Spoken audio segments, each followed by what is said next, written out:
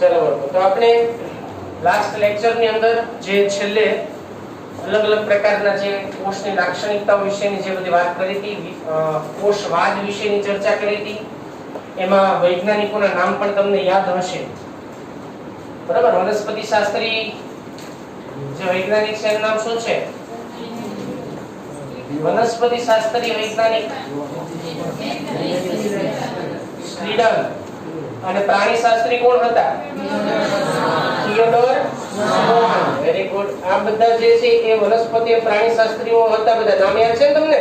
ચલો આજે આપણે એની અંદર બે ત્રણ નવી વસ્તુ શીખવાની છે નીચ ને રિલેટેડ.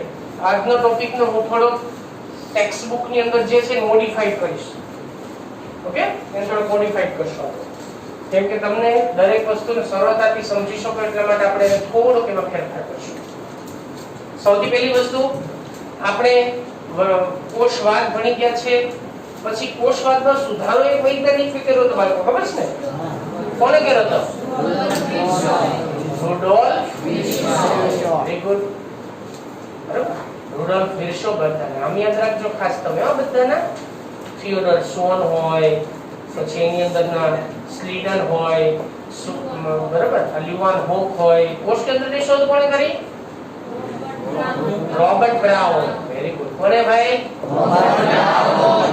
કોષ વિશે સૌથી પહેલી કોણે વાત કરી? લ્યુવાન હોક.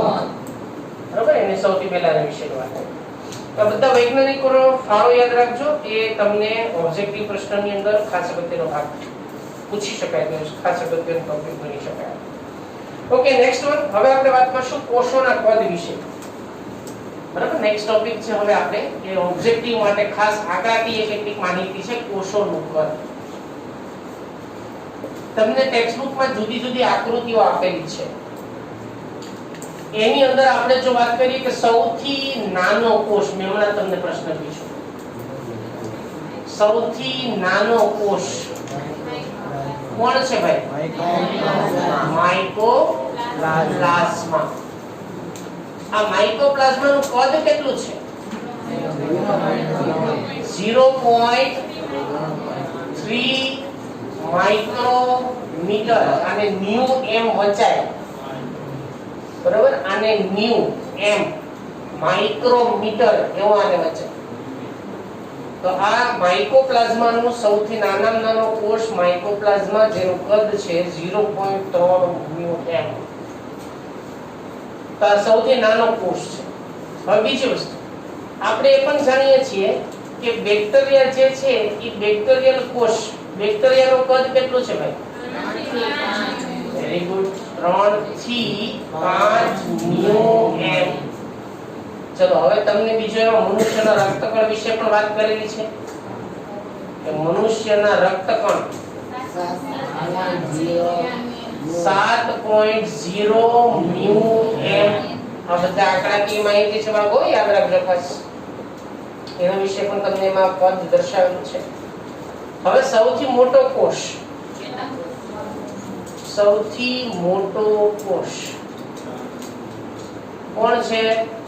શાહમૃગનું ઈંડુ. એમ જ લખેલું છે ને? અંડકોષ. Yes, very good.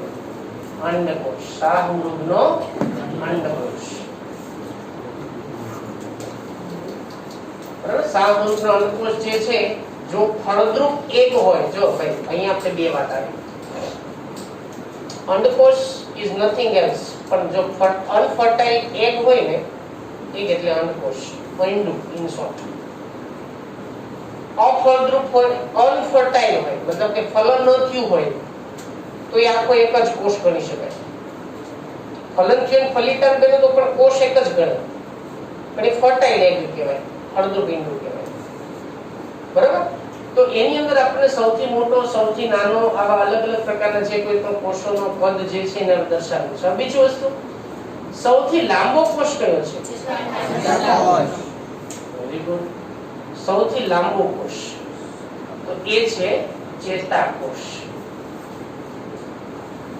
ચલો હજી આપણે એક વાર એમ જોઈ લઈએ.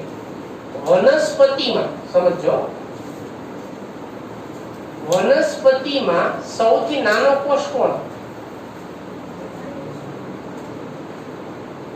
ટેક્સ્ટ બુકમાં ગોતોમાં નહીં હોય નહીં હોય અહીં ધ્યાન રાખો. વનસ્પતિમાં સૌથી નાનો કોષ કોણ?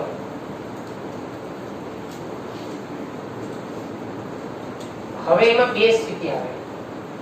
અહીંયા હું તમને એમ કહું કે વનસ્પતિમાં સૌથી નાનો એકકીય કોષ કોણ? એકકી મીન્સ n. કોણ આવશે?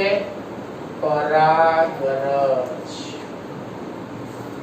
પરાગરજ કોણ આવશે? પરાગરજ. યાદ રાખજો. આપણે નીચની અંદર ઓબ્જેક્ટિવ પ્રશ્ન ચાલે છે. તો હવે આપણે કોષો વિશેની જે ચર્ચા કરીએ છીએ કે ભાઈ કોષના અલગ અલગ પ્રકારના કદ હોય, અલગ અલગ પ્રકારની રચના હોય, બરાબર. હવે બીજી વાત આપણે કરીએ એની અંદર તો દરેકે દરેક કોષના કદ, એનો આકાર, બરાબર, કોષોના કદ, આકાર અને કોષની રચના એમાં આપણને ઘણી વિવિધતા જોવા મળે છે. ઘણી વિવિધતા જોવા મળે, બરાબર. ઘણી બધી વિવિધતા હોય જેની આકૃતિ ઓલરેડી તમને આપવામાં આવેલી છે. તેમાં એમાં બેક્ટેરિયાના કોષને પણ જોઈ શકો છો તમે, એની અંદર ઘનાકાર અધિસ્તરીય કોષોને પણ જોઈ શકો છો તમે, એની અંદર ચેતાકોષની રચના જે છે એને પણ જોઈ શકો છો તમે, એમાં જલવાહિનીની રચના પણ જે છે એને પણ જોઈ શકો છો. આ બધી અલગ અલગ પ્રકારના કોષો છે. એટલે દરેક કોષોનો આકાર અને કદ જુદા જુદા હોય. કદ વિશે મેં અહીંયા વાત કરી છે ઓલરેડી. આકારની અંદર તમને ટેક્સ્ટ બુકમાં આપેલા છે, બરાબર. કે ચેતાકોષ હોય તો ચેતાકોષની અંદર આપણને એના આકારમાં ઘણી વિવિધતા જોવા મળશે. એટલે ચેતાકોષની રચનામાં વચ્ચેના ભાગે જો એમાં છે ને વચ્ચેના ભાગે આવી રચના હોય, પછી તમને જોવા મળશે કે એમાંથી આવા તંતુઓ બધા ઉત્પન્ન થતા હોય.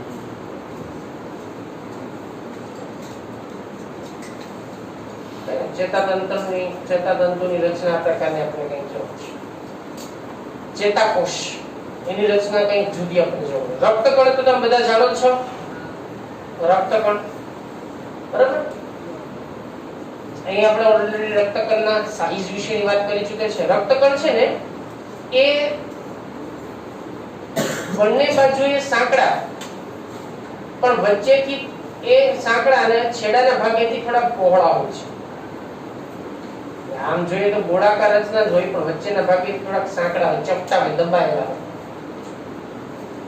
એટલે પીપરમેન્ટ તમે બધા ગોળી જોઈ છે ને, પીપરની ગોળી પેલી ઘણી બધી, શું નામ, શું કહેવાય બીજું, અલ્પેનલિબેની, તમે અલ્પેનલિબે કંપની જે છે એની પેલી બાળકોનો એનો ઉપયોગ કરે ગોળી, ખબર છે અલ્પેનલિબેની? નહીં છે? આવી એક ગોળ, મતલબ ઘણી બધી આખી થપ્પી હોય એમાં આવે છે, રેપર ની અંદર બંધ થયેલી પેક આખી. ખાધીશ ને? એમાં તમે જોજો વચ્ચેના ભાગેથી છે ને થોડીક દબાયેલી હશે, વચ્ચેનો ભાગ દબાયેલો હશે, છેડાનો ભાગ. પોલો તમે બધા જોઈ છે ને, પોલો. પોલો ની અંદર શું હોય, વચ્ચેનો ભાગ છે ને થોડો ઉપસેલો હોય. હવે એને તમે વચ્ચેથી આમ બે બાજુથી દબાવી દો. તમે પોલો હાથમાં પકડી છે, વચ્ચેમાં હોલ હોય એટલે તમે જાણો છો ત્યાંથી તમે પકડી છે, એને વચ્ચેથી આમ થોડીક દબાવી દો, ભેગી કરી. સમજાય? તો હવે રચના કેવી થઈ? તો કે અંદરનો ભાગ બંને સપાટી ઉપરથી પણ દબાઈ ગઈ અને નીચેથી પણ દબાઈ ગઈ. તો આને આપણે શું કહેવાય? દ્વિઅંતરગોળ રચના કહેવાય. શું કહેવાય? દ્વિઅંતરગોળ. આવો આપણને એની અંદર આપણા રુધિરની અંદર આવેલા જે રક્તકણ છે એની રચના જોવા મળે છે, જે ઓલરેડી તમને આકૃતિની અંદર દર્શાવેલું છે. જો વચ્ચે ખાડો હોય એવું લાગે ને, આવી રચના આપણને બંને સાઈડ જોવા મળે, એક બાજુ બંને બાજુ. પછી બીજું તમને એની અંદર સ્તંભાકાર કોષો જે છે એની રચના પણ આવેલી જોવા મળે. રક્તકણની રચના હોય, સ્તંભાકાર કોષો હોય, સ્તંભાકાર કોષો. તો એની અંદરની રચનામાં આ પ્રકારે સ્તંભ જેવી રચના હોય. જો ઘણી વખત સ્તંભાકાર અને અધિચ્છદીય પેશીના કોષોમાં ઘણી વિવિધતા હોય, એકદમ ગીચો ગીચ રીતે ઘણા ગોઠવાયેલા આપણને જોવા મળતા હોય છે. અહીંયા આ રીતે એનું કોષ કેન્દ્ર હોય, તમને દર્શાવેલું નથી એમાં, પણ કોષ કેન્દ્રની એની રચના આપણને જોવા મળે. ઘણી વખત છેડાના ભાગે આવે, બરાબર. પછી તમને એની અંદર હરિતકણ વનસ્પતિની અંદરની જે કોષો છે બરાબર, હરિત કણોત્તક પેશી, હરિત કણોત્તક પેશી એની રચનાની અંદર પણ તમને એમાં અલગ અલગ પ્રકારના જે કોષો હોય એ કોષો એકબીજાની સાથે આંતરકોષીય અવકાશયુક્ત અને સાઈડમાં અહીંયા હરિત કણ આવેલું હોય એ પ્રકારની રચના પણ તમને એમાં દર્શાવેલ છે. તો આ ગોળાકાર કોષો છે, કેટલાક લંબ, આ બધી આકૃતિ તમને એ જ સૂચવે છે ભાઈ કે વનસ્પતિની અંદર જુદા જુદા આકારના કોષો જોવા મળે. that's all. જલવાહિની કીની વાત કરીએ આપણે તો જલવાહિની કી બરાબર, એ શું હોય તો કે એક આમ પોલી નળી જેવી રચના છે. આપણને છેડાનો ભાગ જે છે થોડોક સાંકડો હોય, વચ્ચેનો ભાગ જે છે થોડોક પહોળો હોય, પાછો નીચે છેડાના ભાગ તરફ જતા ફરીવાર સાંકડો ભાગ થતો છે. અને એના ફરતે આપણને એની ઉપર આપણને લિગ્નિનનું એનું સ્થૂલન જોવા મળે, એટલે જાડી દિવાલો હોય આ પ્રકારની.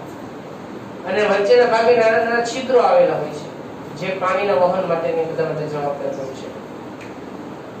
આ એની રચના.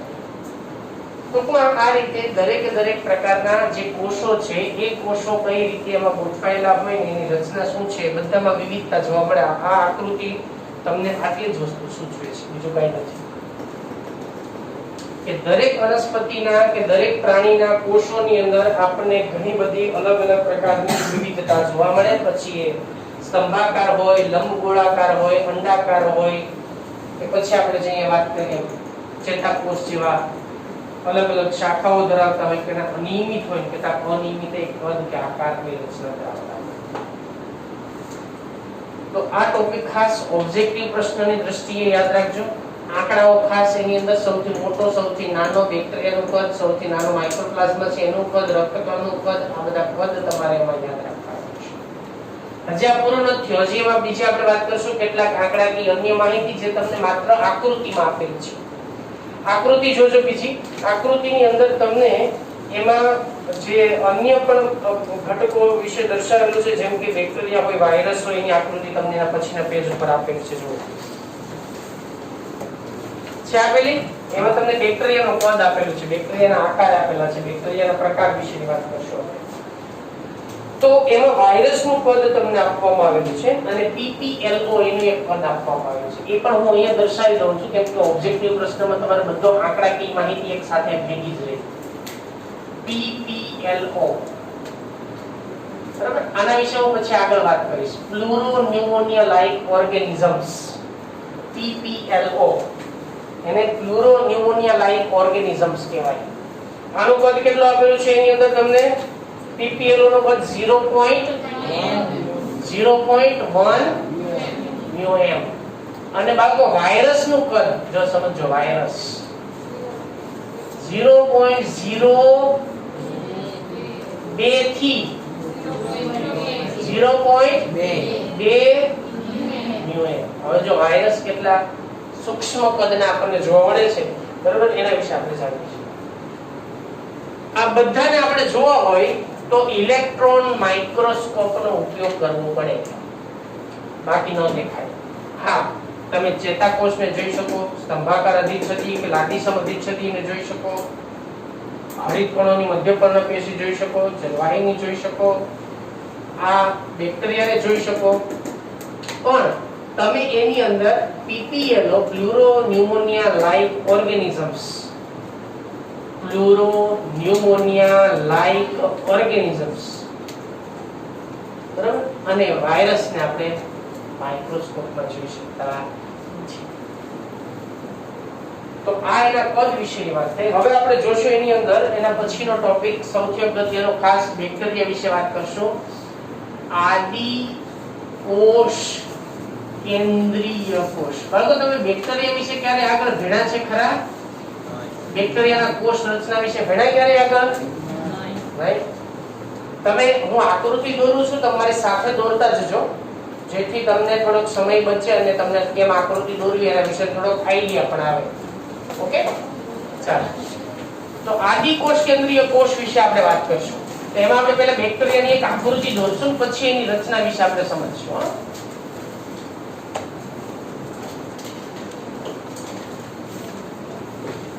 તમને ટેક્સ્ટબુકમાં આકૃતિ આપેલી છે, હું એમાં થોડોક ફેરફાર કરીશ.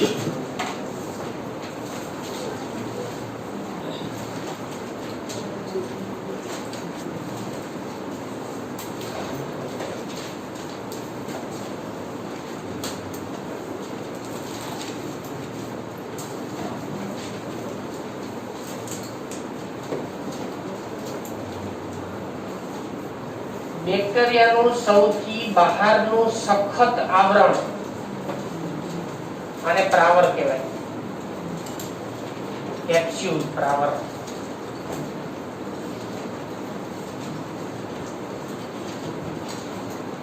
સખત આવરણ.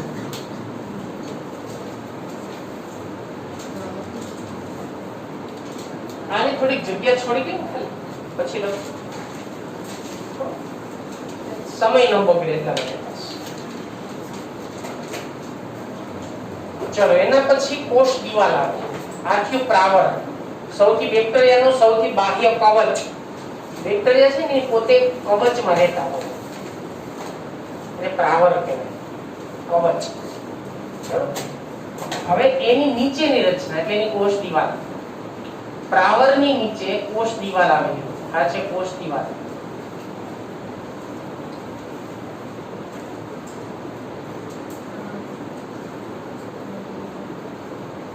ભાઈ છેલ્લેથી દેખાય છે ને?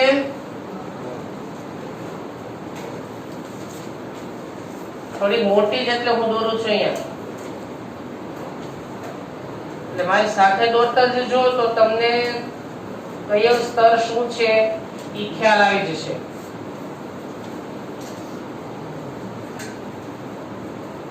ચાલો, બ્લેક કલરની લાઇનિંગ એટલે એની કોષ દિવાલ. નામ નિર્દેશન કરતા જઈએ એટલે તમને ખ્યાલ રહે. સૌથી પહેલા બહારનો ભાગ એટલે પ્રાવર.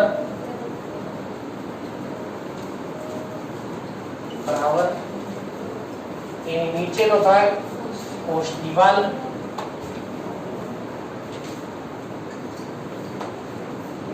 કોષ દિવાલ. કોષ દિવાલની નીચેનો ભાગ કોષ રસ સ્તર.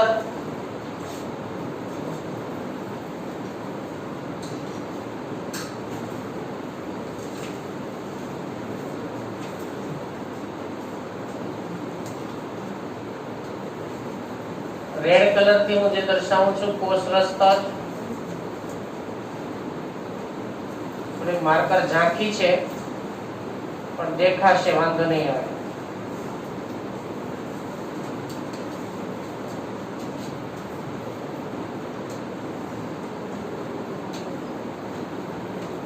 લાલ કલર ની પટ્ટી દેખાય છે તો એ છે કોષ રસ સ્તર. કોષ રસ સ્તર ત્રીજો જે એનો સ્તર છે. હવે આપણે થોડી પહેલા બાહ્ય રચના જોઈ લઈએ પછી આપણે અંદર જઈશું. એની જે કોષ દિવાલ છે ને એ કોષ દિવાલમાંથી એક પૂંછડી ઉત્પન્ન થાય.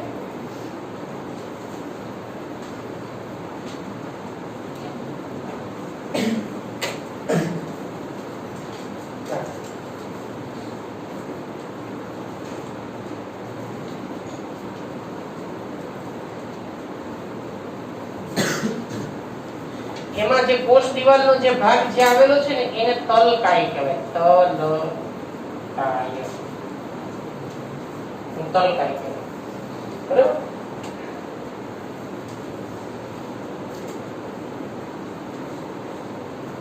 હવે એની બહારની બાજુએથી એટલે કે અંદરથી બહાર નીકળતી આવી ઘણી બધી તંતુમય રચના એમાં દર્શાવી છે.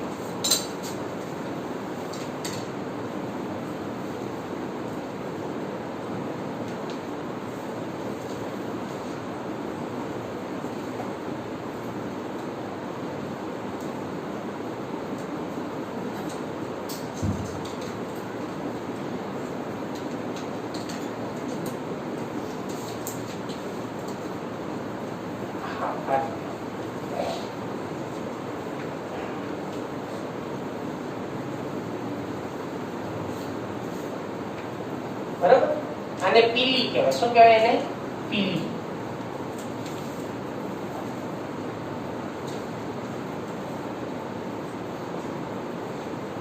પીલી, ઠીમરી, પીલી આવા બધા શબ્દો છે. હવે આપણે અંદરની બાજુએ છીએ. તો અંદરની બાજુએ સૌથી પહેલા શું છે એનું ગૂંચળાકાર ડીએનએ, બરાબર, ગૂંચળામય ડીએનએ. તો આ છે એનું ગૂંચળામય ડીએનએ.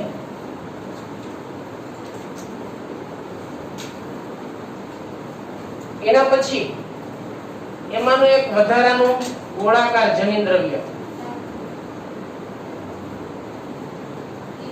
શું કહેવાય આને? પ્લાઝમિડ.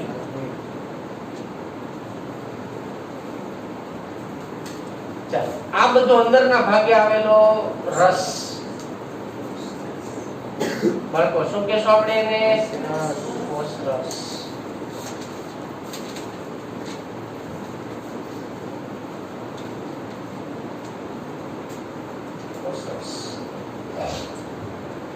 કોષ રસની અંદર ખોરાક સંગ્રહિત ઘટકો પણ આવેલા હોય, બરાબર?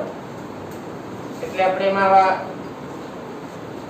થોડા બ્લુ કલરના અન્ય ટપકા બીજા જોઈ લઈએ. આવા તેલી બિંદુઓ છે બધા, એ ખોરાક સંગ્રહિત ઘટકો છે. ઇન શોર્ટ જેમ આવેલા હોય.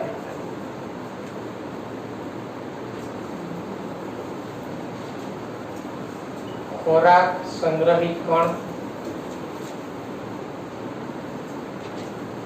જેમ આવેલા છે.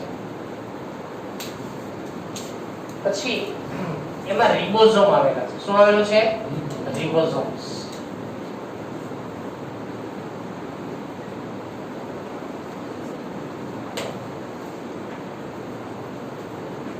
રિબોઝોમ્સ. પછી એની જે દિવાલ છે એની ઉપર આપણને મેસોઝોમ્સ આવેલા હોય છે.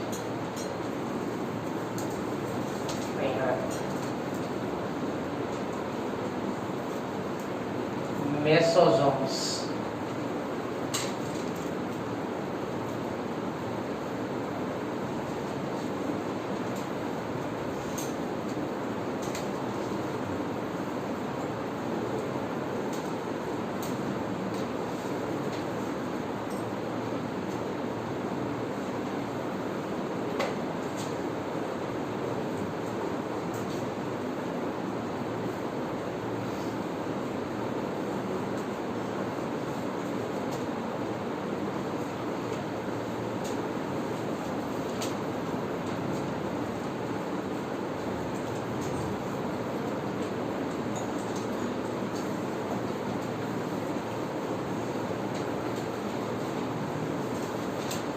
ભરાઈ ગયું? ઉતાવળ રાખો.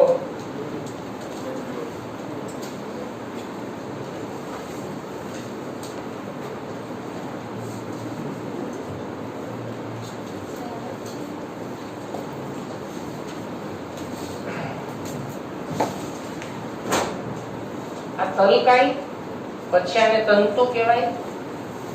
અંકુશ. અંકુશ થોડા નામ નિર્દેશન કરી નાખો.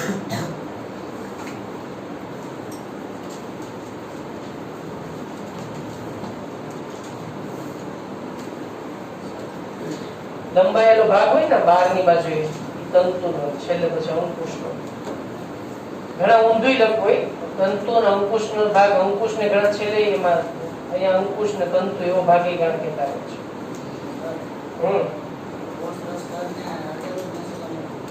કોષરસ સ્તરને શું અડેલું? હા, યસ, મેસોઝોમ્સ. યસ યસ, હું ચોંટાડીને દોરજો. હા,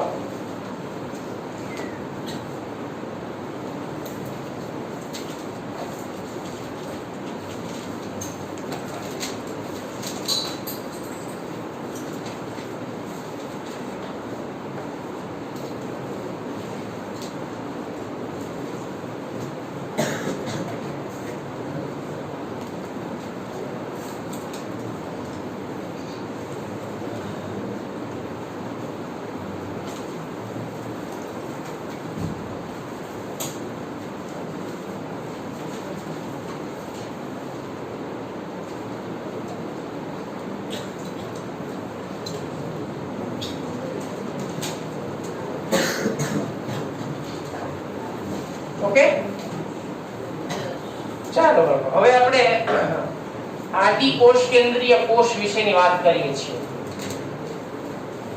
તો આદિ કોષ કેન્દ્રીય કોષ એટલે શું? સૌથી પહેલા તેને સમજવું પડે આપણે. આદિ કોષ કેન્દ્રીય કોષ એટલે એવો કોષ કે જેની અંદર કોષ કેન્દ્ર સુવિકસિત હોતો નથી. પહેલી વસ્તુ. બીજું, જેમાં પટલમય અંગિકાઓ હોતી નથી. એટલે પટલમય અંગિકા ન હોય, વિકસિત કોષ કેન્દ્ર ન હોય, એવા કોષને સામાન્ય રીતે આદિ કોષ કેન્દ્રીય કોષ કહેવાય. તો આમાં કોનો સમાવેશ થાય? આદિ કોષ કેન્દ્રીય કોષમાં કોનો સમાવેશ થાય? તો એમાં બેક્ટેરિયા, એમાં નીલ, હરિત, લીલ, એમાં PPLO.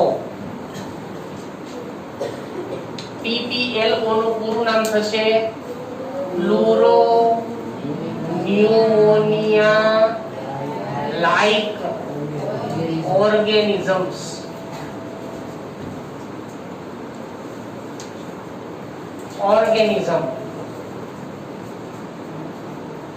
પ્લુરો pneumonia like organisms, PPLO. બરાબર? આ પણ આદિ કોષ કેન્દ્રીય કોષ છે. તો ઘણા બધા આવા કોષો છે ભાઈ. બેક્ટેરિયા હોય, નીલહરિત લીલ હોય, PPLO હોય. બરાબર? આ બધાને આપણે આદિ કોષ કેન્દ્રીય કોષ તરીકે ઓળખવામાં આવે છે. અમુક અન્ય પણ એવા સજીવો છે કે જે પણ આદિ કોષ કેન્દ્રીય કોષની અંદર એને મૂકવામાં આવે કે જેની અંદર કોષ કેન્દ્ર વિકસિત ન હોય, એના આદિ કોષ કેન્દ્રીય સજીવો કહેવાય. હવે આદિ કોષ કેન્દ્રીય સજીવમાં આપણે જેના વિશે સૌથી વધુ ડિટેલમાં ચર્ચા કરવાની છે એ કોણ છે ભાઈ? બેક્ટેરિયા. જેની કોષ રચના એ તમારી સામે દર્શાવેલી છે. હવે એક બીજી વસ્તુ તમે એ પણ જાણો છો કે આદિ કોષ કેન્દ્રીય કોષ છે ને સામાન્ય રીતે સુકોષ કેન્દ્રીય કોષ કરતા વિભાજન ઝડપી થાય. કોષ વિભાજનમાં આ સુકોષ કેન્દ્રીય કોષ કરતા કેવા હોય છે? ઝડપી હોય છે. એનું જે વિભાજન છે ને એ સુકોષ કેન્દ્રીય કોષ કરતા ઝડપી હોય. હું તમને ઉદાહરણ આપું. ધારો કે એક બેક્ટેરિયાને એકમાંથી બે થવા માટે લાગતો સમય કેટલો હતો? કે 30 મિનિટ. કેટલી મિનિટનો? 30 મિનિટ. પણ આપણા એક કોષને એકમાંથી બે થતા લાગતો સમયગાળો કેટલો હતો? કે 24 કલાક. તો કોનું કોષ વિભાજન ઝડપી થયું? બેક્ટેરિયા. તો એનો જે થાય ને ભાઈ આદિ કોષ કેન્દ્રીય સજીવો, બરાબર, આદિ કોષ કેન્દ્રીય સજીવો નું કોષ વિભાજન કેવું હોય? ઝડપી હોય. કોષ વિભાજન સુકોષ કેન્દ્રીય કોષ કરતા કેવું? ઝડપી હોય છે. ઝડપથી વિભાજન પામે. તમે વિચારો કે એક છાશના ટીપામાં હજારો બેક્ટેરિયા હોય. એક છાશના ટીપામાં હજારો બેક્ટેરિયા હોય. તમે એક ગ્લાસ દૂધની અંદર એક ટીપું નાખો છાશનું, અમુક કલાકો પછી જોશો તો એ દહીં બની ગયું છે. આ દૂધમાંથી દહીં બનાવવા માટે જવાબદાર બેક્ટેરિયા એટલે લેક્ટોબેસિલસ દંતાણુ બેક્ટેરિયા છે. આ લેક્ટોબેસિલસ દંતાણુ બેક્ટેરિયા જે બેક્ટેરિયા દૂધ જે છે એમાંથી દહીં બનાવી નાખશે. એક ટીપું છાશનું તમે નાખશો ખાલી તો એમાં હજારોની સંખ્યામાં બેક્ટેરિયા હશે. આ બેક્ટેરિયા એટલી ઝડપથી વિભાજન પામે કે એ દૂધ જે છે એના પ્રોટીન ને દહીંમાં ફેરવી નાખશે. તો આ બેક્ટેરિયાની વિભાજનની ક્ષમતા છે ભાઈ. બરાબર? તો એ આદિ કોષ કેન્દ્રીય સજીવો જે સુકોષ કેન્દ્રીય સજીવો કરતા વિભાજનમાં ઝડપી હોય છે. કદમાં નાના હોય છે. આ બધી વાત ઓલરેડી અહીંયા કરી ચૂક્યા છે. કદમાં નાના હોય છે. હવે બીજી વાત કરીએ આકાર અને એની રચના વિશે. તો તમે જાણો છો કે બેક્ટેરિયા જે છે એ બેક્ટેરિયાના જુદા જુદા આકાર જોવા મળે છે. જુદા જુદા આકાર હોય. તો બેક્ટેરિયાને કેટલા આકાર હોય એના વિશે હું તમને જણાવી દઉં છું. બેક્ટેરિયાની અંદર કેટલાક બેક્ટેરિયા જે છે એ ગોળાકાર હોય. એને ગોળાણુ કહેવાય. જેને કોકસ અથવા કોકાઈ તરીકે પણ ઓળખવામાં આવે છે. અંગ્રેજી શબ્દ છે કોકાઈ, કોકસ. કોકસ નો અર્થ થાય ગોળાણુ. એટલે બેક્ટેરિયા કેવા હોય તો કે ગોળાકાર હોય. આ ગોળાકાર રચના ધરાવતા બેક્ટેરિયાને ગોળાણુ કહેવાય, જે ઘણી વખત સમૂહમાં પણ હોય અથવા તો છૂટા છવાયા પણ હોય. બરાબર, જે સમૂહમાં પણ હોય અથવા છૂટા છવાયા પણ હોય, આને ગોળાકાર બેક્ટેરિયા કહેવાય, ગોળાણુ. કેટલાક બેક્ટેરિયા એવા હોય કે જે દંડાકાર હોય, એને દંડાણુ કહેવાય. દંડાણુ અંગ્રેજીમાં આપણે એને બેસિલસ તરીકે ઓળખવામાં આવે છે. એ દંડ આકારના હોય એટલે એને દંડાણુ બેક્ટેરિયા કહેવાય. બરાબર, લાકડી આકારના દંડાણુ બેક્ટેરિયા. ઘણી વખત એની આખી થપ્પી પણ હોય અને ઘણી વખત એ બધા છૂટા છવાયા પણ હોય. આને દંડાણુ બેક્ટેરિયા કહેવાય. ત્રીજો પ્રકાર બેક્ટેરિયાનો જે છે, બરાબર, એને કહેવામાં આવે છે વિબ્રિયો. વિબ્રિયો એટલે કે અલ્પ વિરામ આકારના. અલ્પ વિરામ આકાર, અલ્પ વિરામ પૂર્ણ વિરામ, ખબર છે ને? તો અલ્પ વિરામ આકારના બેક્ટેરિયા જે હોય ને, આને વિબ્રિયો તરીકે ઓળખવામાં આવે છે. આને વિબ્રિયો કહેવાય. વિબ્રિયો અલ્પ વિરામ આકાર. કેટલાક બેક્ટેરિયા એવા હોય કે જે સર્પાકાર હોય, સર્પાણુ, સ્પાઇરલ, સ્પાઇરિલમ. બરાબર, તો કેટલાક બેક્ટેરિયા જેને આપણે સર્પાકાર, સર્પાકાર બેક્ટેરિયા, સર્પાકાર, એને સર્પાણુ પણ કહે ઘણા, સર્પાણુ. સ્પાઇરિલમ અથવા સ્પિરિલમ તરીકે ઓળખવામાં આવે છે. સ્પિરિલમ. આ બેક્ટેરિયા જે છે એ સ્પાઇરલ શેપના હોય છે. અને સ્પિરિલમ કહેવાય. બરાબર, સ્પાઇરલ શેપ. તો આવા જુદા જુદા પ્રકારના બેક્ટેરિયા આપણને જોવા મળતા હોય છે. દંડાણુ હોય, ગોળાણુ હોય. કેટલાક બેક્ટેરિયામાં કશા હોય, કેટલાકમાં ન હોય. કેટલાકમાં પૂંછડી હોય, કેટલાક પૂંછડી વગરના હોય. બરાબર, તો બેક્ટેરિયા વિવિધ આકારના, વિવિધ કદના અને વિવિધ રચના ધરાવતા સામાન્ય રીતે આપણને જોવા મળતા હોય છે. તો આ બેક્ટેરિયા જે છે, બેક્ટેરિયાની અંદર આપણને કયા કયા આકારના બેક્ટેરિયા હોય એના વિશે વાત. હવે આપણે વાત કરીશું આની રચના વિશે. બેક્ટેરિયામાં કઈ કઈ પ્રકારની રચના આવેલી હોય છે. અહીંયા સુધી બધાને ખ્યાલ આવી ગયો તો હવે આપણે બેક્ટેરિયાની રચના વિશેની વાત કરવા જઈ રહ્યા છીએ. યાદ રાખજો, બેક્ટેરિયાની રચના, કોષ રચના અથવા એમ પણ કહેવાય આદિ કોષ કેન્દ્રીય કોષ એટલે બેક્ટેરિયા, એની રચના, કોષ રચના. તો આદિ કોષ કેન્દ્રીય કોષની રચનામાં શું આવેલું હોય ભાઈ, એના વિશે વાત કરીએ. તો બેક્ટેરિયાની રચનામાં મુખ્યત્વે 4 ભાગો હોય. આમ જો તો 5 હોય. બરાબર, તેના મુખ્ય ભાગો કયા છે? સૌથી પહેલા તો પ્રાવર, જેને કેપ્સ્યુલ કહેવાય. બીજું છે કોષ દિવાલ. બરાબર, ત્રીજો ભાગ છે કોષ રસ્તર.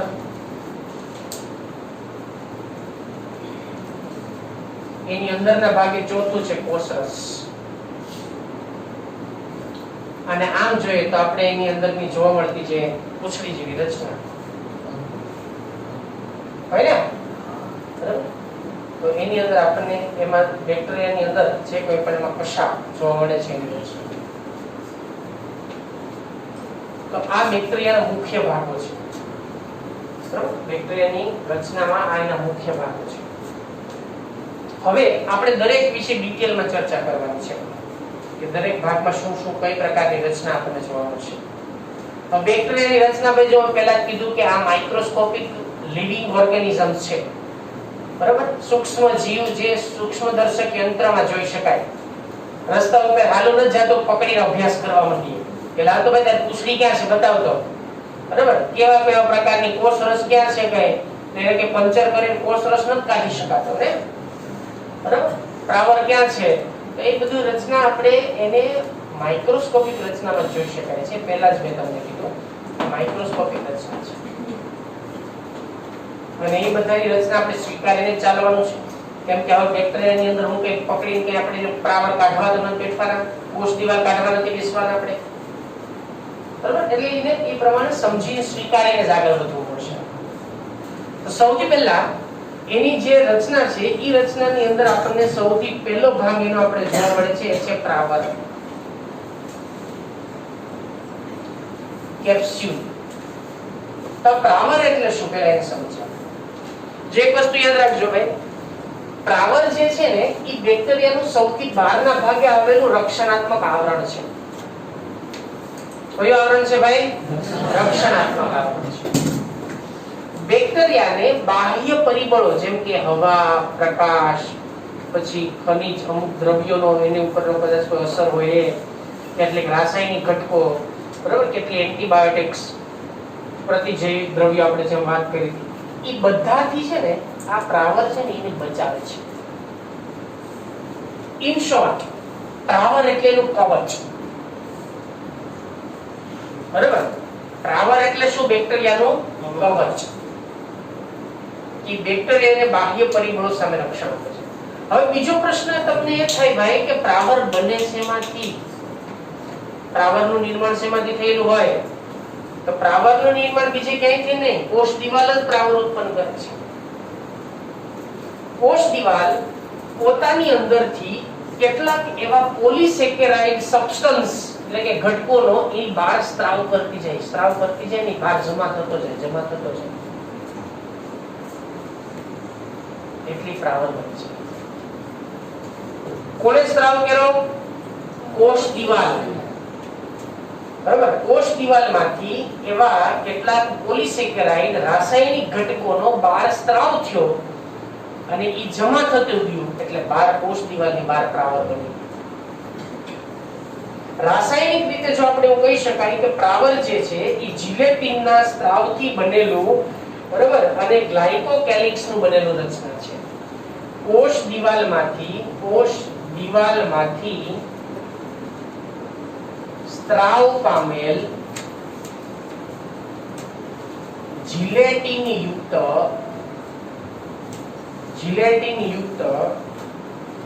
પોલિસેકેરાઇડ નું બનેલું છે. એની પોલિસેકેરાઇડ નું નામ છે ગ્લાયકોકેલિક્સ. પોલિસેકેરાઇડ જેનું નામ છે ગ્લાયકોકેલિક્સ. પોલિસેકેરાઇડ નું બનેલું હોય છે અને જેનું મુખ્ય કાર્ય છે, એનું કાર્ય એ છે બાહ્ય જે પરિબળો છે ઈ પરિબળો સામે રક્ષણ કરવાનું. તો કોષ દિવાલ વિશે ખ્યાલ આવી ગયો બધાને? કોષ દિવાલ વિશે ખ્યાલ આવી ગયો બધાને? ભાઈ ખ્યાલ આવ્યો? ક્યાં કોષ દિવાલ એમ છે કે હા પાડો સમજાય મેં કોષ દિવાલ? ખબર પડી? મેં કોષ દિવાલ સમજાવ્યું? તો હા છે.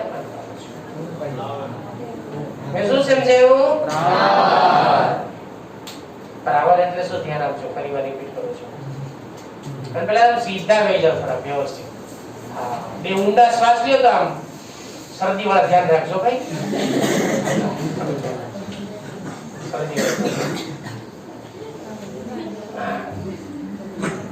બીજો કઈ નહીં, સ્ત્રાવ થઈ જાય આખો. ઓકે, તો આપણે સમજ્યા છે પ્રાવર વિશે, કોષ દિવાલ નહીં. બરાબર, એટલે મેં બે વાર પૂછ્યું કોષ દિવાલમાં સમજાણું તો પાછા કે હા હું સમજાણો છે રામ જાણે. ઓકે, આપણે પ્રાવર સમજ્યા પહેલા. તો પ્રાવર એટલે શું સમજો? ફરીવાર રિપીટ કરું છું. પ્રાવર એટલે કે કોષ દિવાલમાંથી સ્ત્રાવ પામતા જીલેટિન યુક્ત કેટલાક એવા પોલિસેકેરાઇડ ઘટકો, બરાબર, પોલિસેકેરાઇડ ઘટકો જેનું નામ શું છે? ગ્લાયકોકેલિક્સ. તો ગ્લાયકોકેલિક્સ જે છે એ શું છે? પોલિસેકેરાઇડ. હવે તમને પ્રશ્ન થાય ને કે પોલિસેકેરાઇડ શું છે? સેલ્યુલોઝ છે ને એ પોલિસેકેરાઇડ છે. એવી રીતે સ્ટાર્ચ છે ને, સ્ટાર્ચ નામ સાંભળ્યું ને? હા, પોલિસેકેરાઇડ છે. મતલબ શર્કરાના જટિલ અણુને પોલિસેકેરાઇડ કહેવાય. હવે સમજી ગયા તમે? જેમ કે ગ્લુકોઝ એ મોનોસેકેરાઇડ કહેવાય, સુક્રોઝ ડાયસેકેરાઇડ કહેવાય. આપણે આખું ચેપ્ટર છે, ચિંતા કરો આ બધા વિશે. તો ગ્લુકોઝ મોનોસેકેરાઇડ છે, સુક્રોઝ ડાયસેકેરાઇડ છે. એવી રીતે ગ્લાયકોકેલિક્સ શું છે? પોલીસેકેરાઇડ છે. તો મોનો, ડાય, ટ્રાય, ટેટ્રા, પોલી આવા બધા શબ્દ એમાં હોય, બરાબર? જેને આપણે પોલીસેકેરાઇડ તરીકે ઓળખવામાં આવે છે. તો જુદા જુદા પ્રકારના જે ઘટકો છે એ ઘટકો આપણને એની અંદર આવેલા જોવા મળતા હોય છે. એમાંના આ છે ગ્લાયકોકેલિક્સ, જે પોલીસેકેરાઇડ સબસ્ટન્સ નું આપણને બનેલું જોવા મળે છે, અને જેનું કામ છે બાહ્ય પર્યાવરણીય પરિબળો સામે ફાઇટિંગ કરવાનું, બરાબર, રક્ષણ કરવાનું. તો બધાને પ્રાવરમાં ખ્યાલ આવી ગયો હવે? ચાલો નેક્સ્ટ. હવે પછી આપણે વાત કરશું એની કોષ દિવાલ વિશે. તો આપણે એક વાત કરી પ્રાવરની. હવે પ્રાવરની નીચે આવેલું શું છે? કોષ દિવાલ. તો એનો બીજો ભાગ કોષ દિવાલ. હવે જો બાળકો યાદ રાખજો ખાસ, બેક્ટેરિયલ કોષની કોષ દિવાલ પેપ્ટિડોગ્લાયકેન ની બનેલી હોય છે. બેક્ટેરિયાની કોષ દિવાલ પેપ્ટિડોગ્લાયકેન ની બનેલી હોય છે. કોષ દિવાલ જે પેપ્ટિડોગ્લાયકેન, આ બધા રાસાયણિક ઘટકોના નામ છે ભાઈ, આ બધા રાસાયણિક ઘટકોના નામ છે, બરાબર? એ પેપ્ટિડોગ્લાયકેન ની બનેલી હોય છે. આ સિવાય એની કોષ દિવાલમાં પ્રોટીન, બરાબર, પેપ્ટિડોગ્લાયકેન, પ્રોટીન આવા ઘણા બધા ઘટકો જે છે એની આપણને આવેલી જોવા મળતી હોય છે. એટલે કે પ્રાવરની નીચે કોષ દિવાલ, બરાબર, જે એમિનો એસિડ, લિપોપ્રોટીન, પેપ્ટિડોગ્લાયકેન આ ઘટકોની બનેલી છે. તો પેપ્ટિડોગ્લાયકેન, એમિનો એસિડ, લિપોપ્રોટીન વગેરે ઘટકો પણ આવેલા હોય છે. અને એની કોષ દિવાલની જાડાઈ, બરાબર, તેની જાડાઈ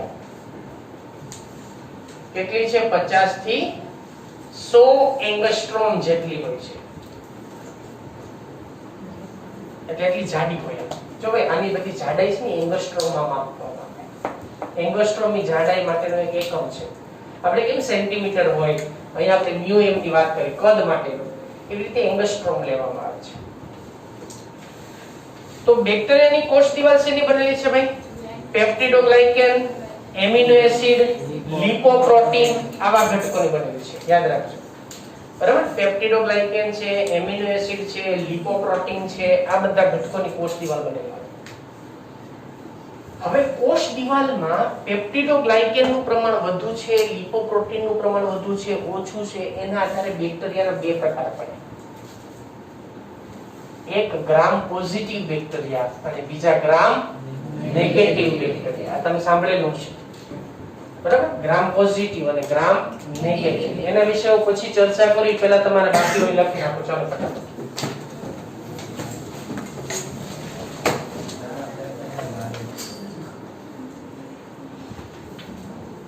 ચાલો બાળકો, તો હવે આપણે પ્રાવર વિશેની વાત કરી, કોષ દિવાલ વિશેની વાત કરી. હવે એમાં આપણે એક બીજી વાત ઉમેરીએ છીએ. કોષ દિવાલના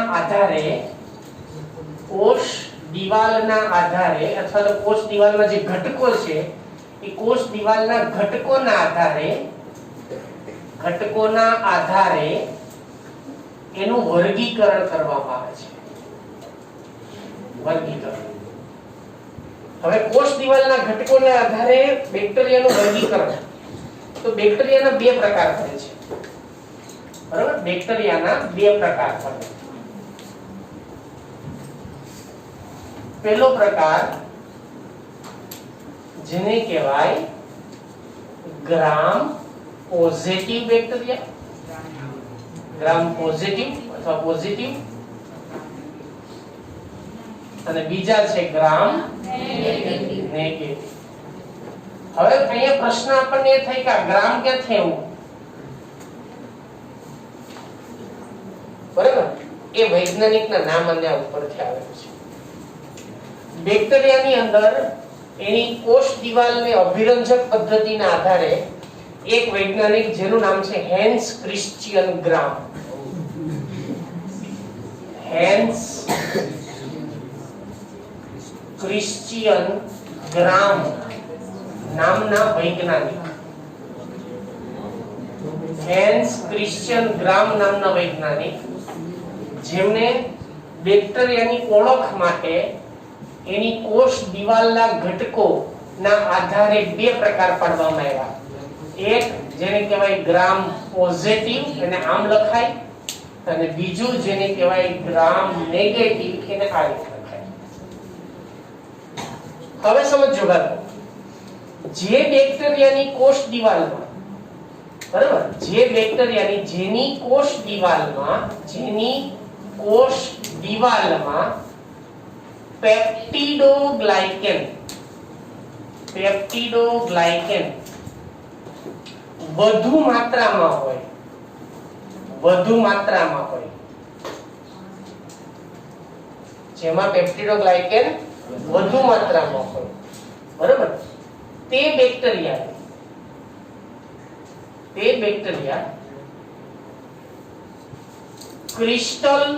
ગ્રામ ક્રિસ્ટલ અભિરંજક આ એક અભિરંજકનું નામ છે. એને ગ્રામ ક્રિસ્ટલ અભિરંજક કહેવાય. અભિરંજક દ્વારા ભૂરા રંગથી અથવા તો બ્લુ કલરથી અભિરંજિત થાય છે. કેવા રંગના દેખાય? બ્લુ કલરના દેખાય, બરાબર, બ્લુ રંગના દેખાય છે. તો આને આપણે ગ્રામ પોઝિટિવ બેક્ટેરિયા કહેવાય. તેને ગ્રામ પોઝિટિવ બેક્ટેરિયા કહેવાય.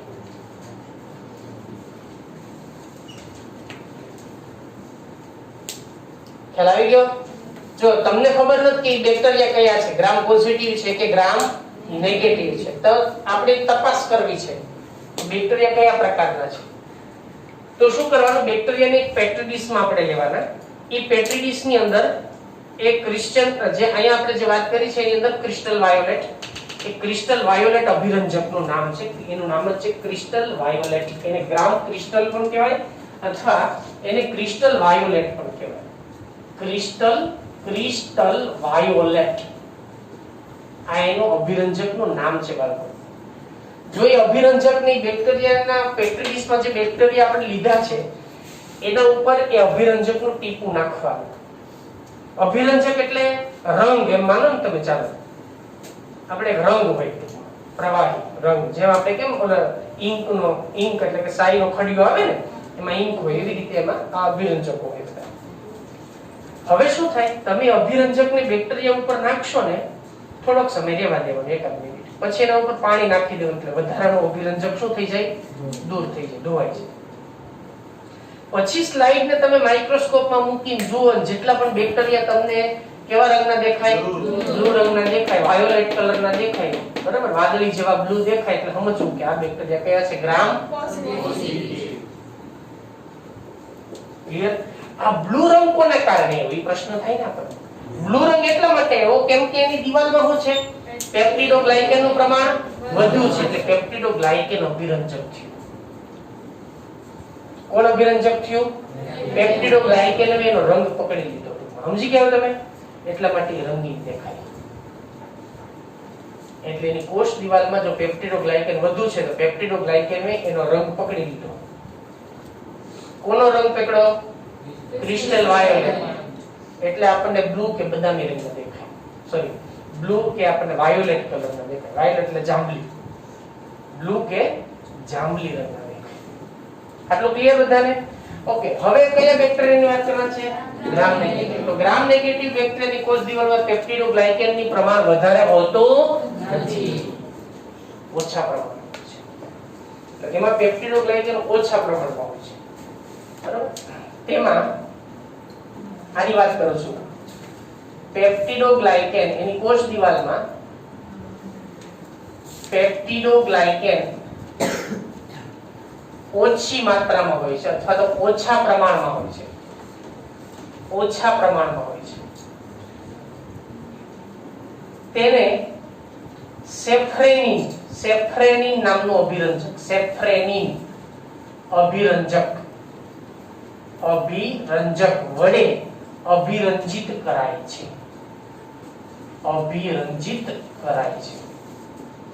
અને એ કેવા રંગના દેખાશે? સેફ્રોન કેવા રંગનો દેખાય? ગુલાબી રંગના દેખાય છે. તો જો આપણે બેક્ટેરિયા ઉપર તમારે એક પેટ્રી ડીશમાં સમજો, એક પેટ્રી ડીશમાં પહેલા ક્રિસ્ટલ વાયોલેટ નાખ્યો, થોડોક સમય રહેવા દીધું, હલાવી મૂકી દીધું.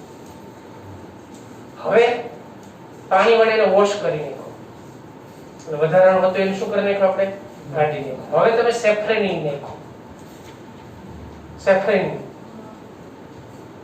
બીજો અભિરંજક, સમજી ગયા ને? સેમ પેટ્રી ડીશમાં, ઈચ પેટ્રી ડીશ પાછો એને થોડોક સમય રહેવા દીધું, પાણી નાખ્યું, કાઢી નાખ્યું વધારાનું. હવે એમાંથી બેક્ટેરિયા તમે લઈ અને માઇક્રોસ્કોપમાં જુઓ, કેટલાક બેક્ટેરિયા આપણને અને કેટલાક બેક્ટેરિયા આપણને, તો જે ગુલાબી દેખાય કયા? જે બ્લુ દેખાય કેવા? ક્લિયર? હવે ગ્રામ પોઝિટિવ ગ્રામ નેગેટિવ કોના આધારે આપણે કરી શકાય? અભિરંજક પદ્ધતિ છે એને ગ્રામ અભિરંજક કહેવાય. અને ગ્રામ અભિરંજકનો ઉપયોગ કરીને આપણે ગ્રામ પોઝિટિવ ગ્રામ નેગેટિવ એવા બેક્ટેરિયાને આપણે એની મદદથી સરળતાથી આપણે જુદા પાડી શકીએ છીએ. તો આ વાત કોના વિશેની છે? આપણે કોષ દિવાલ. બરાબર? તો આપણે જે બેક્ટેરિયાની આકૃતિ હમણાં જે અહીંયા જે તમે દોરી તમારી પાસે છે તેમાં જોજો. સૌથી બહારનો ભાગ આપણે કોની વાત કરી? પહેલા પ્રામર, પછી કોની વાત કરી? હવે આપણે કોષ દિવાલ. અને હવે ત્રીજું સ્તર કયું આવશે? કોષ રસ સ્તર. ચાલો એના વિશે વાત કરીએ. કોષ રસ સ્તર. તો કોષ રસ સ્તર કોની નીચે આવેલું છે? કોષ દિવાલ. Very good. કોષ દિવાલની નીચેના ભાગે અને કોષ રસને ઘેરતી રચના, એને ઘેરાયેલો હોય ને, કોષ રસ કોના વડે ઘેરાયેલો હોય? કોષ રસ સ્તર. ઘેરતી રચનાને કોષ રસ સ્તર કહે છે. બરાબર? જે ફોસ્ફોલિપિડ અને લિપોપ્રોટીન નું બનેલું હોય છે.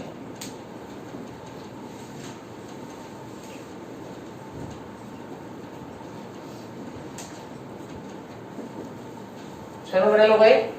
ફોસ્ફોલિપિડ અને લિપોપ્રોટીન નું બનેલું હોય છે. બરાબર? કોષ રસ સ્તર લિપોપ્રોટીન અને ફોસ્ફોલિપિડ નું બનેલું છે. કોષ રસની ફરતે આવેલું હોય છે. અને એ જે અર્ધ પ્રવેશશીલ પટલ તરીકે કાર્ય કરે છે. એટલે કયા ઘટકોને અંદર લાવવા, કયા ઘટકોને બહાર મોકલવા, એની પ્રક્રિયાઓનું નિયંત્રણ કોણ કરે છે? કોષ રસ સ્તર દ્વારા પ્રક્રિયા કરે છે. ઓકે? તો ફોસ્ફોલિપિડ પ્રોટીન, એમાં ઘણા પોલિસેકેરાઇડ પણ હોય, અમુક ફોસ્ફોલિપિડ હોય, લિપોપ્રોટીન પણ હોય. બરાબર? અને ક્યારેક એમાં પોલિસેકેરાઇડ પણ આવેલા હોય.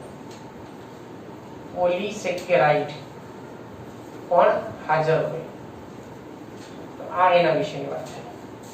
હવે એના પછી શું આવશે? કોષ રસ.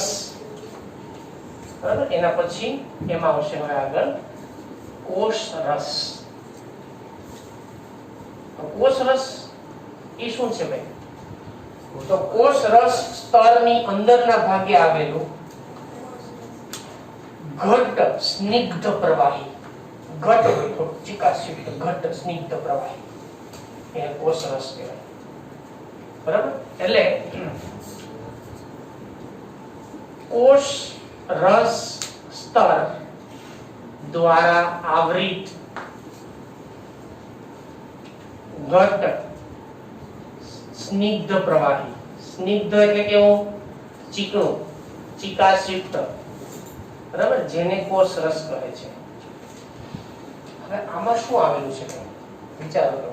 આપણે આગળ વાત કરી ચૂક્યા છે. કોષ રસમાં શું શું હોય? એક તો પાણી હોય, ખોરાક સંગ્રહિત કણો હોય,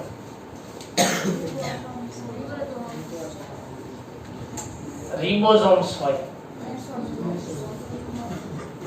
અલગ અલગ પ્રકારના ઉત્સેચકો હોય, બરોબર ને? અને જુદા જુદા પ્રકારની પટલ વિહીન અંગિકાઓ હોય, પટલમય હોતી નથી, અને અન્ય પટલ વિહીન અંગિકા હોય. પછી બીજું તો કે જનીન દ્રવ્ય હોય, જનીન દ્રવ્ય ડીએનએ અને પ્લાઝમિડ. જનીન દ્રવ્ય બે આવી ગયો ભાઈ, કોષ રસમાં હોય ને, બરોબર? જનીન દ્રવ્ય જે છે આવેલું. આ ઉપરાંત કોષ રસ જે છે એની અંદર આપણને અલગ અલગ પ્રકારની અંગિકા હોય, 70S પ્રકારના રિબોઝોમ્સ. આ રિબોઝોમ્સ જે આવેલા હોય કયા પ્રકારના હોય? એમાં 70S રિબોઝોમ્સ. તો આ થયું કોષ રસ વિશે. તો પહેલા આપણે કોની વાત કરી? સૌથી પહેલા પ્રાવર, પછી કોષ દિવાલ, પછી કોષ રસ્તર. કોષ દિવાલના આધારે આપણે શું કર્યું? અહીંયા બેક્ટેરિયાનું વર્ગીકરણ. કેટલા પ્રકારના? બે. એક કયા? બીજા પોઝિટિવ કોના વડે અભિરંજિત થાય?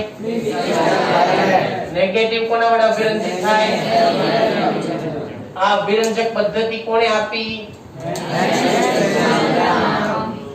વૈજ્ઞાનિક. સમજી ગયા? કોષ રસમાં શું ઘટકો છે, કોષ રસ સ્તરની અંદર શું ઘટકો છે, એ બધું ખ્યાલ આવી ગયો? પાકો ને? ચલો હવે એના પછી એની અંદર શું આવેલું છે? કોષ કેન્દ્ર. કોષ કેન્દ્રની રચના હવે સમજીએ.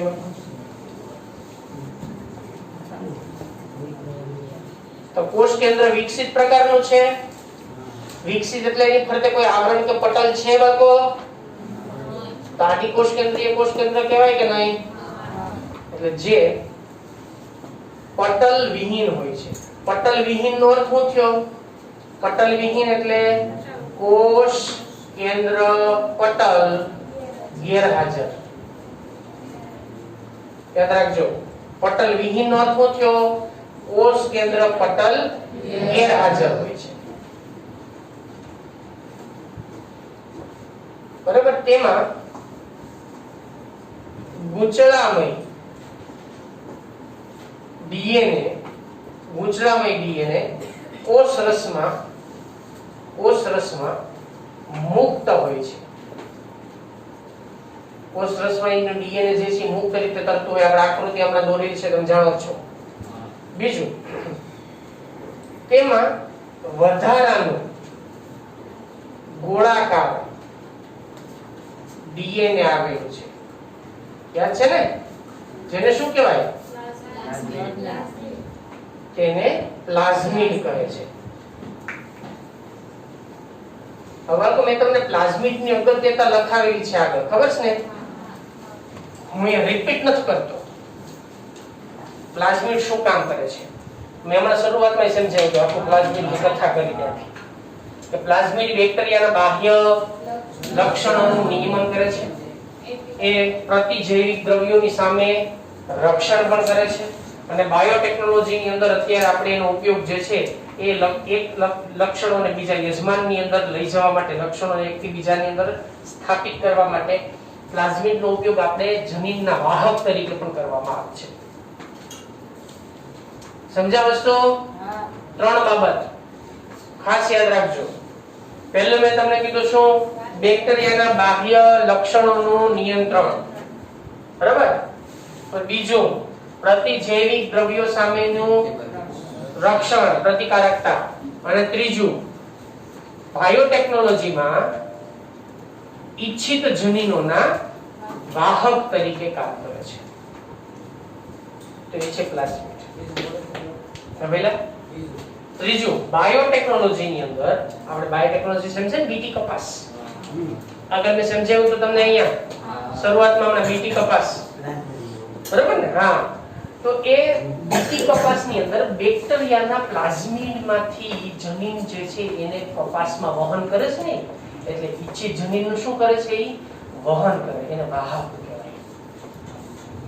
બરાબર? એટલે ઈચ્છિત જનીનના વાહક તરીકે પણ આપણને એમાં આવેલું જોવા મળતું છે. તો આ એના વિશે પછી બીજું એમાં મેસોઝોમ્સ આવેલા છે ને મેસોઝોમ્સ. તો મેસોઝોમ્સ શું છે? મેસોઝોમ્સ શું છે? મેસોઝોમ્સ જે એક વિશિષ્ટ પ્રકારની પટલમય રચના છે જે કોષરસ પટલના વિસ્તૃતીકરણથી નિર્માણ પામે છે. જે કોના વિસ્તૃતીકરણથી? કોષરસ પટલ ના વિસ્તૃતીકરણ. વિસ્તૃતીકરણ એટલે શું? ખોરાકનો સંગ્રહ કરીને કદમાં કેવું બને? મોટું બને. જો સમજો ભાઈ, અહીંયા ધ્યાન આપજો બધા. આ બેક્ટેરિયો છે. આ બેક્ટેરિયાની કોષરસ સ્તર છે. આ કોષરસ સ્તરમાં અહીંયા ધીમે ધીમે ખોરાકનો સંગ્રહ થઈને આવી ગાંઠ જેવી રચના ફૂલી ગઈ, ગાંઠ બની છે. બરાબર? આ કોષરસ પટલના વિસ્તૃતીકરણથી ઉત્પન્ન થાય છે. ઉત્પન્ન થતી પટલમય રચના છે. પટલમય રચના. તો હવે ધીમે ધીમે આ જે રચના છે એ કદમાં મોટી બને છે આ રીતે, અને એ એક આવરણ વડે, રક્ષણાત્મક આવરણ વડે રક્ષાયેલી હોય છે. તો આ રીતે ખોરાક સંગ્રહિત આવરણ વડે રક્ષાયેલી જે રચના છે એને બીજું કઈ નહીં, શું કહેવાય? એને મેસોઝોમ્સ. ખ્યાલ આવી ગયો બધાને? આ મેસોઝોમ્સ જે છે એ પુટિકા, નલિકા કે પટ્ટિકા સ્વરૂપે પણ હોય છે. એટલે આ ગોળાકાર છે એટલે એને પુટિકા કહેવાય. આ પુટિકા, નલિકા કે બરાબર કે પટ્ટી સ્વરૂપે, ઘણાની અંદર પટ્ટી પણ હોય, કે પટ્ટિકા સ્વરૂપે પણ હોય છે. પટ્ટિકા સ્વરૂપે આવેલું હોય છે. એનો અર્થ શું થયો કે આ પુટિકા છે એટલે નાની ગોળાકાર પુટિકાની રચના. ઘણામાં નલિકાકાર હોય. હવે સમજાવો નલિકાકાર. જો ભાઈ, હું સીધો એક કોષરસ દોરું છું. કોષરસ સ્તર, એમાંથી આવી રચના પણ ઉત્પન્ન થાય છે. આને નલિકા કહેવાય. આને નલિકા કહેવાય. આને શું કહેવાય? પુટિકા. આ પુટિકા છે. આ શું થયું? નલિકા. અને બીજું શું હોય? પટ્ટિકા. પટ્ટી એટલે સમજી ગયા ને સીધો? એક સ્ટ્રીપ જેવી રચના હોય, સીધી પટ્ટી જ હોય. તો આવા અલગ અલગ આકાર કોણ બનાવે છે? પોતાના મેસોઝોમ્સ બનાવે છે. બરાબર? મેસોઝોમ્સ કેવા આકારનું હોય? પુટિકા. સમજો ભાઈ, કાં તો પુટિકા હોય. પુટિકા એટલે કેવું? ગોળાકાર. પુટ્ટીમય રચના. કાં તો પટ્ટી હોય, કાં પુટી હોય. પુટી એટલે ગોળ, પટ્ટી એટલે લાંબુ, નળાકાર એટલે નલિકા. સમજાઈ ગયું બધાને? તો આવી રચના કોની હોય? મેસોઝોમ્સ. કોણ? મેસોઝોમ્સ. તો આ રીતે મેસોઝોમ્સ પણ આ પ્રકારની લાક્ષણિકતા જે છે આપણને ધરાવતું જોવા મળે છે. ઈ પણ ઘણા બધા કાર્ય સાથે સંકળાયેલું છે.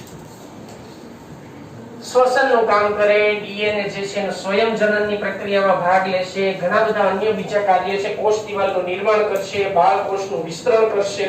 આવી ઘણી બધી પ્રક્રિયા છે કે જેની અંદર એ પોતે ભાગ લેતો હોય છે. તો આ વાત મેસોઝોમ્સ વિશે થઈ. તો આ વાત હવે તમારે જે બાકી છે એ પહેલા આમાં લખી, ઓકે? પછી હું આગળ વાત કરું છું.